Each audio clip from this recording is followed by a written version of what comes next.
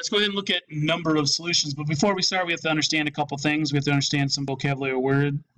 First vocabulary word is going to be null set. A null set is basically what that means is it means it's an empty set, or we were going to refer to it as no solution. Okay, so an empty set or no solution. The other word we're going to get is we're going to get identity. And basically what identity means, it just means every value. And this is going to be infinite solutions.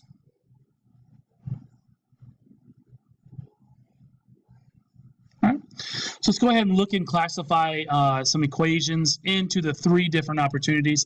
It'll be either null set, which means no solution, one solution, which we've been doing equations on, or infinite solutions, which means any number you place in there will work. All right. So the first one, let's go ahead and look at what a null solution looks like. A null solution equation would look like this, maybe 3x plus 4 equals 3x plus 2. So if I were to go ahead and solve this equation, I would subtract 3x from the right-hand side, subtract 3x from the left-hand side, because I'm trying to move all the variables together. 3x minus 3x, this is opposites. That leaves me with a 2 on the right-hand side. Over here, 3x minus 3x, those are opposites also, which means they cancel out, which just leaves me with this 4.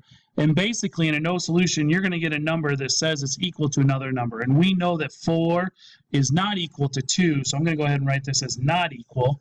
4 is not equal to 2, and so then we refer to this as no solution.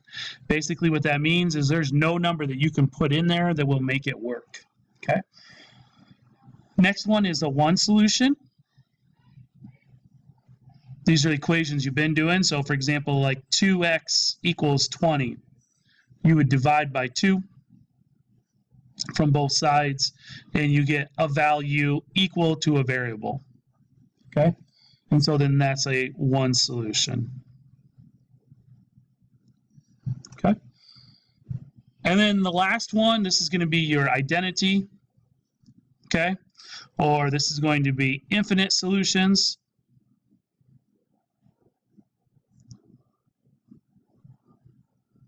So that means any number you put into this equation is going to work. So 4x plus 2 equals 4x plus 2. I would be okay if you stopped right there, but we're going to try to group the variables together. So I subtract a 4x. I'm going to try to move it over here to the left-hand side. 4x minus 4x, this is opposite. That leaves me with a 2. 4x minus 4x, those are opposites. So just like this problem, except for like in the no solution problem, when I bring down 2, I get 2 equals 2. And as a result, since 2 is equal to 2, I get infinite solution. Which again, just means I can put any number into this equation and it will work. All right, so let's go ahead and see it in action with some equations.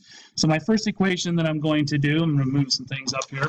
Okay, I'm going to have 6 parentheses x minus 3 plus 10 equals 2 parentheses 3x minus 4. Okay, so the first thing I'm going to do is I'm going to try to solve this equation. So I see that I have some distributive property I'm going to have to do. I'm going to distribute the 6 into the 3x and the 6 into 3. I'm going to distribute the 2 into the 3x, the 2 into the minus 4. 6 times x gives me 6x minus 6 times 3, which is 18. I got to bring down the plus 10. Now I bring down the equal sign. 2 times 3x gives me 6x. 2 times minus 4 gives me a minus 8. So as of right now, I have 6x minus 18 plus 10 equals 6x minus 8. I can combine like terms because they're on the same side of the equal sign. So this minus 18 and plus 10, I can actually join those together because they're both on the same side of the equal sign. And I get an answer of negative 18 plus 10 gives you a minus 8 or a negative 8. So I end up with 6x minus 8 equals 6x minus 8. I would hope that you would stop right now because I see that these equations now are identical based on each side. They're exactly the same. So as a result, this is going to be an infinite solutions. All right. Let's go ahead and look at another one. We have 8 parentheses 4 minus 2x equals 4 parentheses 3 minus 5x plus 4x. Again, I see I need to distribute, so I'm going to distribute the 4 into the 8 into the 4, 8 into the minus 2x. I'm over here, I'm going to distribute the 4 into the 3 and the minus 5x. 8 times 4 gives me an answer of 32. Minus 8 times 2x, which is 16x. Over here, 4 times 3 is 12. 4 times 5x, which is subtracting. 4, it gives you an answer of 20x, because 4 times 5x. Plus the 4x, I'm just bringing down because that wasn't distributed or anything. I need to combine like terms right here. Okay, well, actually, I need to include that minus because that's going to identify it as a negative. So a negative 20x and a positive 4x gives me a negative 16x or a minus 16x.